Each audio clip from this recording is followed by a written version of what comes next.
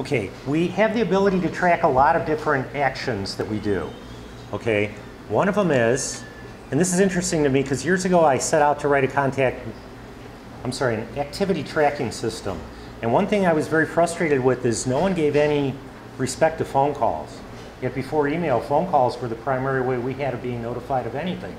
So if you're running a customer service help desk, you need to know that the phone call came in. So we see that we can now create phone calls and we can mark them as incoming or outgoing. Okay, so this would be a record for me to call.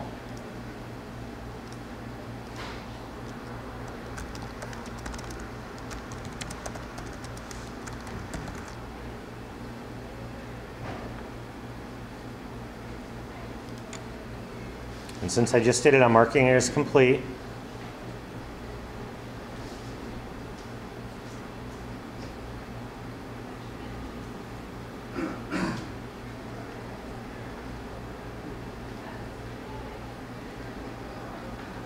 Okay, we have the ability to track letters. Now, this would be a letter that was not generated through Dynamics. Dynamics has the ability to do your marketing campaigns for you, either through email blitzes or mail merges, things like that.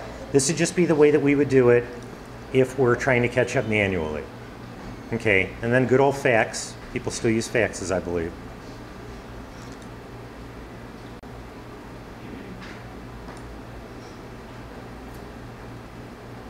I'm just waiting for the screen to refresh. Sorry, question. Yeah, please just holler. In terms of, there's a customer account and you've tracked all the phone calls you've made, you've tracked all the faxes. In that customer account, will it also pull, like one of my clients calls me but also emails me, and I would like to easily see all of the emails that I sent and that was received from that person. Is that all within the account? So I would open up, client X, and I could see, okay, here were the time people on my team make phone calls. Here are the different emails that we've exchanged with him. So I could see at a glimpse. Yes. It would capture that. Yes, but you have to be tracking that customer and that contact in CRM as opposed to just dealing with them in Outlook. Right. And then you have to associate that email with it. Yeah. In fact, let's see if we can do that. And would it track, if we have several users, I could see all the emails. Yes, you can. That different people talk to about. Yes. So, okay. Yes. So here, let's, okay, notice these fields here. This is just a normal email message in the Outlook client. But look, we have track and we have set regarding. So I'm just going to send it to Bob because we don't want to spam someone else. Okay, first thing we want to do is tell it that we track. Now look down here, this section. Aha, that's our little link. That this thing is now going to be managed in Dynamics, but we don't have anything set. So we can either click this, we don't have our regarding field set.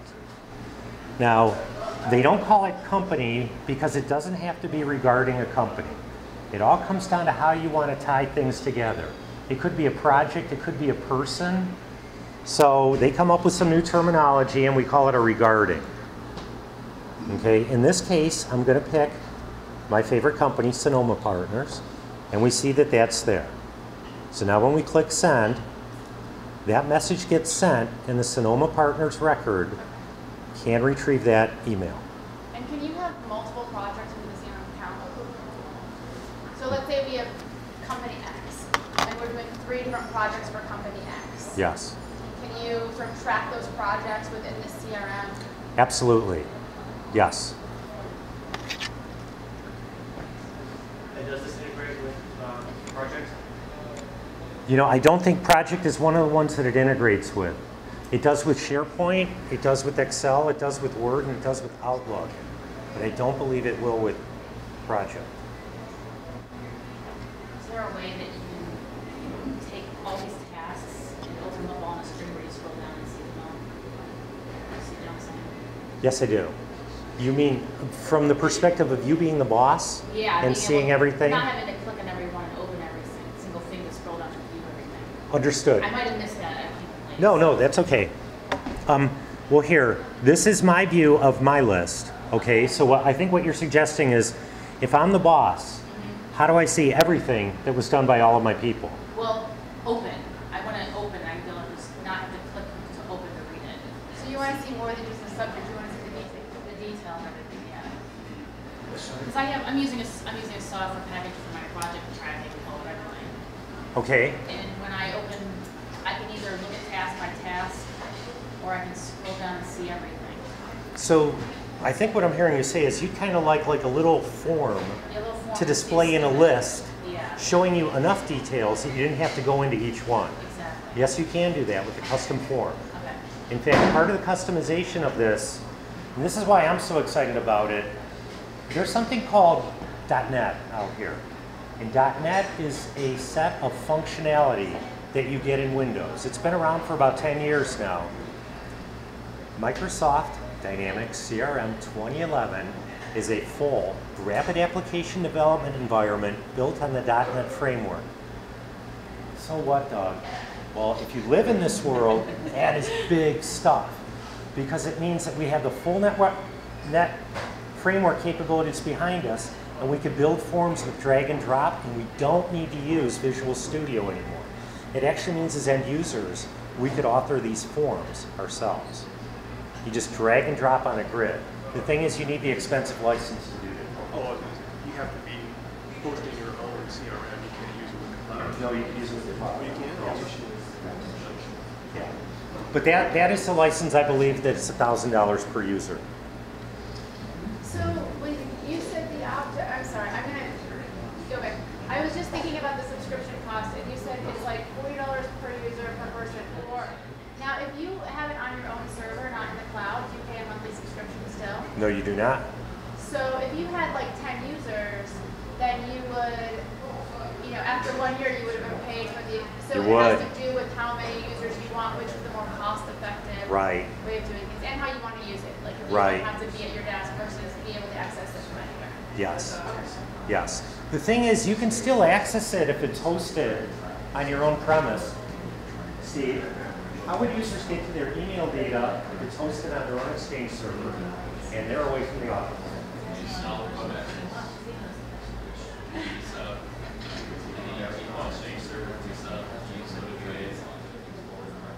Understood. What way would we have to do it with the Outlook email client? I'm sorry. How do we do it with the Outlook email client? Access remotely. Yeah. You could use remote web workplace, remote into your own workstation, which is how you normally would visually use that.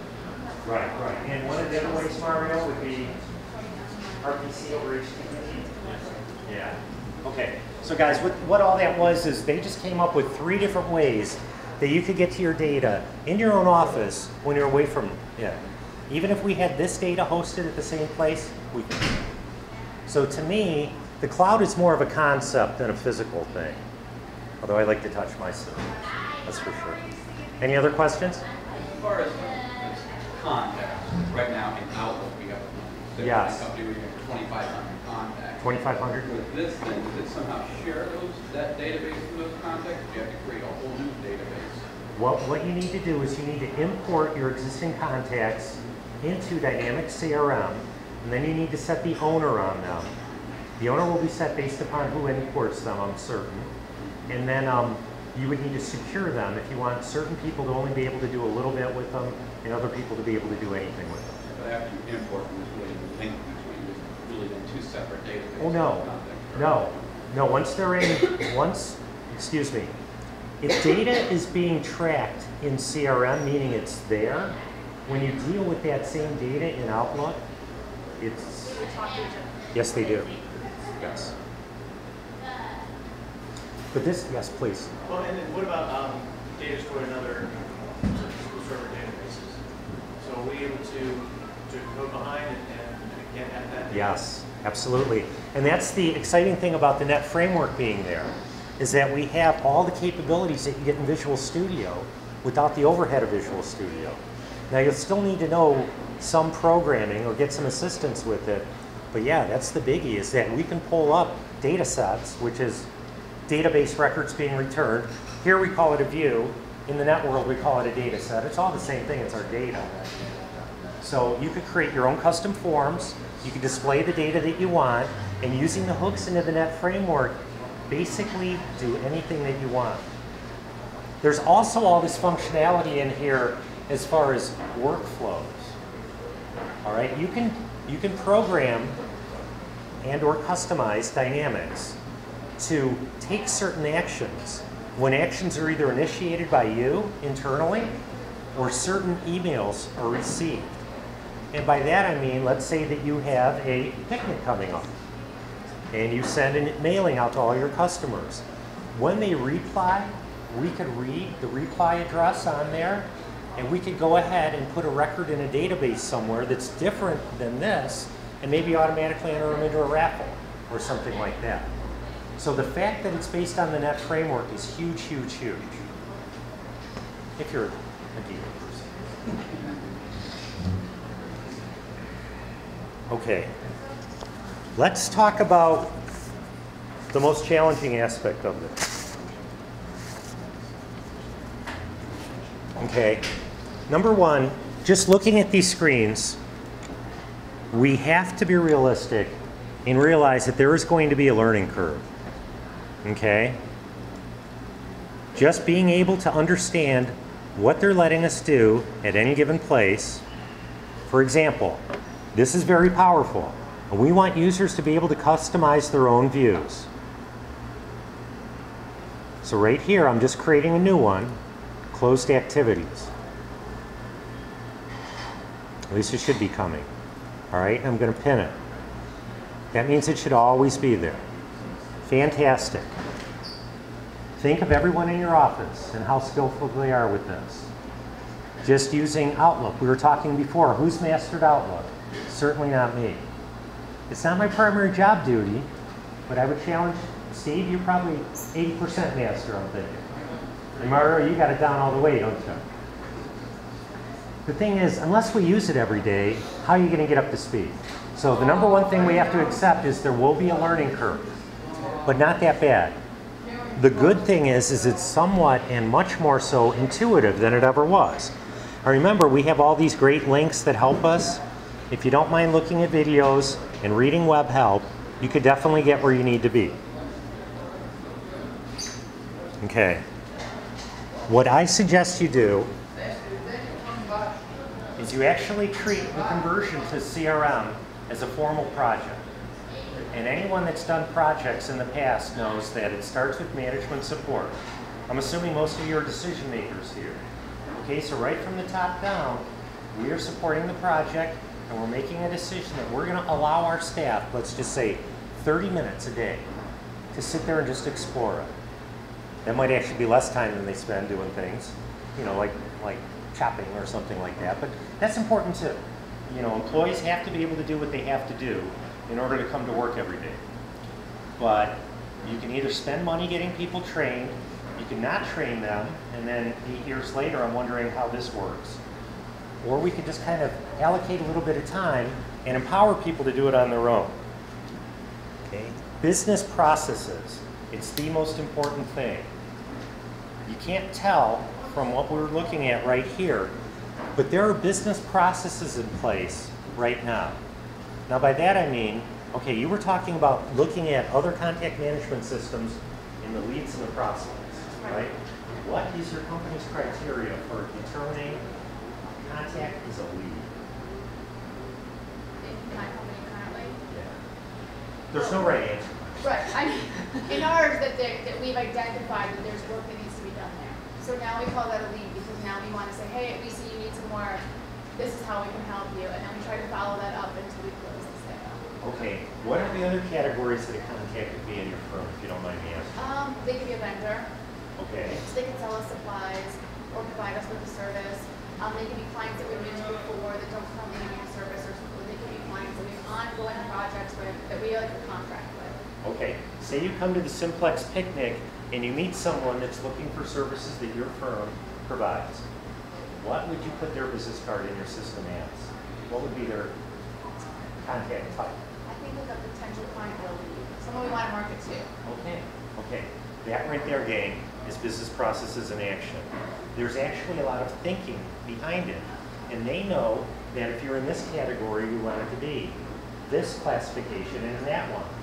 No one can make those decisions for you, but just hearing you speak, I actually thought of one of the things that you described as, oh, that's qualified lead, and you didn't look at it that way.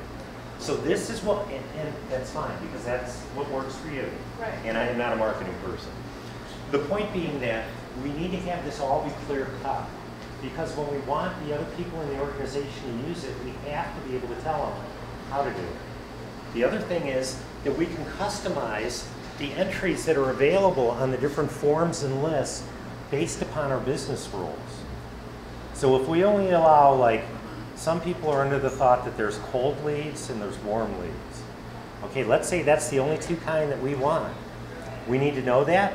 We need to set them up in the drop-down list so that they can be used, and then roll with it.